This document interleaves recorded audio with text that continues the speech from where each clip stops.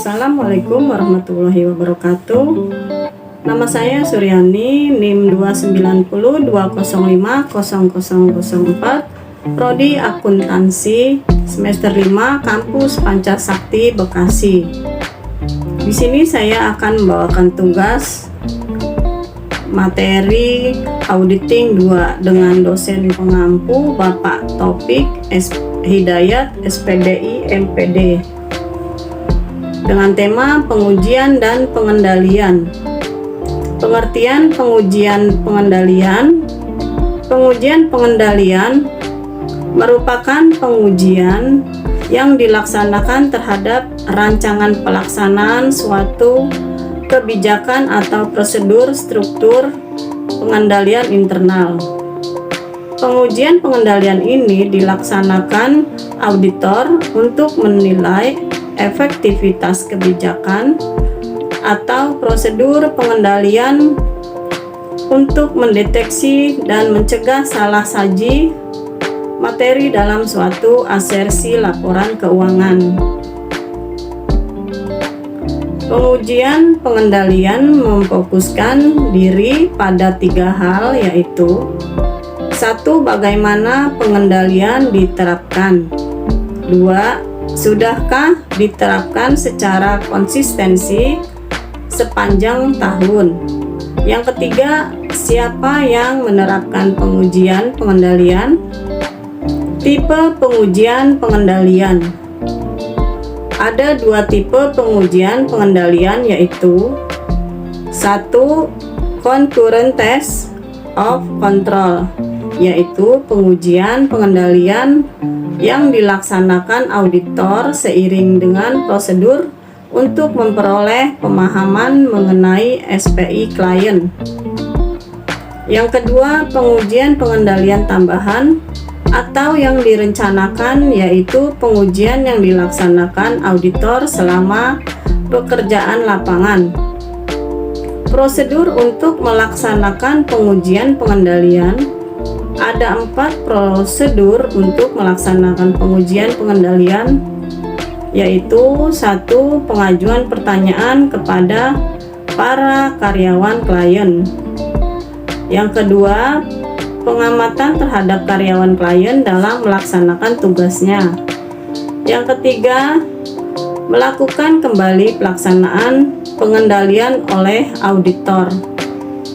Lingkup pengujian pengendalian.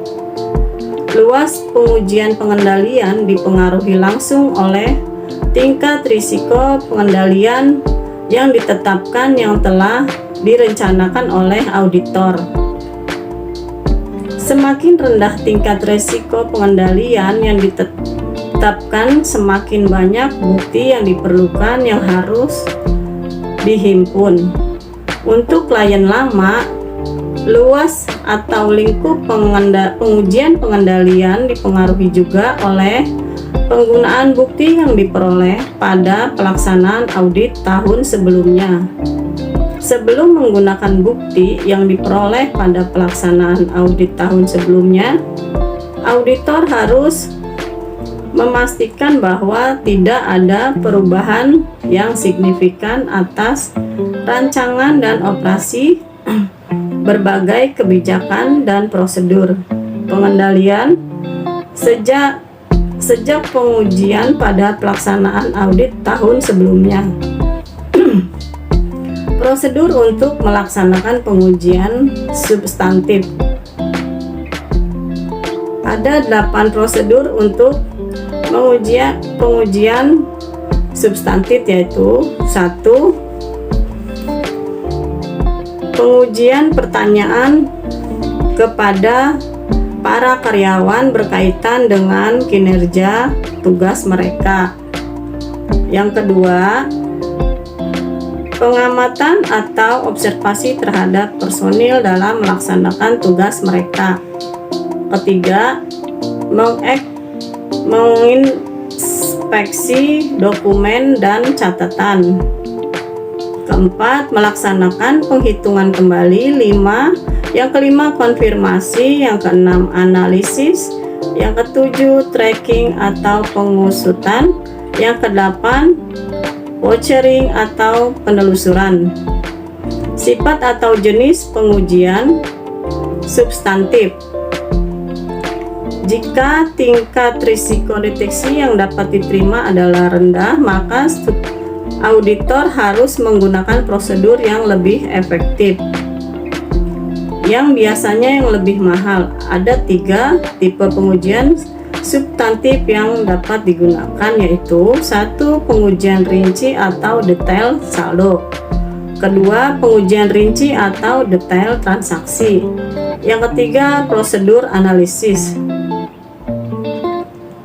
Pengujian materialitas dan risiko bawaan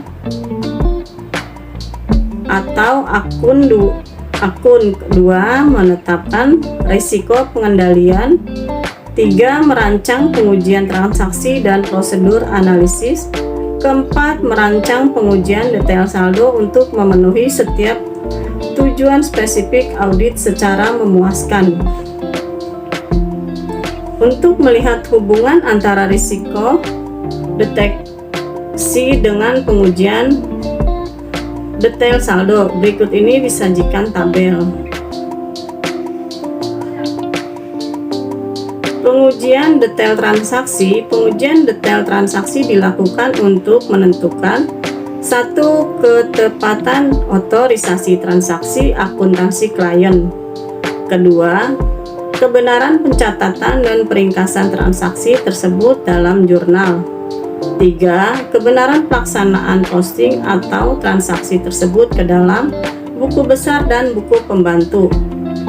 Pengujian detail transaksi dilakukan dengan vouchering dan tracking. Auditor mengarahkan pengujian untuk memperoleh temuan mengenai ada tidaknya kesalahan yang bersifat moneter. Prosedur analisis.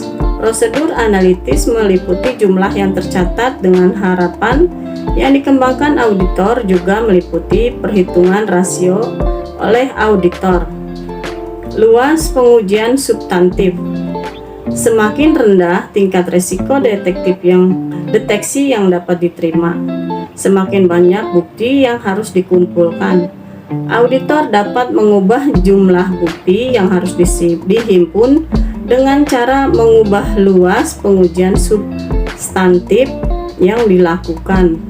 Keputusan auditor tentang rancangan pengujian substantif didokumentasikan dalam kertas kerja dalam bentuk program audit. Sekian dan terima kasih. Wassalamualaikum warahmatullahi wabarakatuh.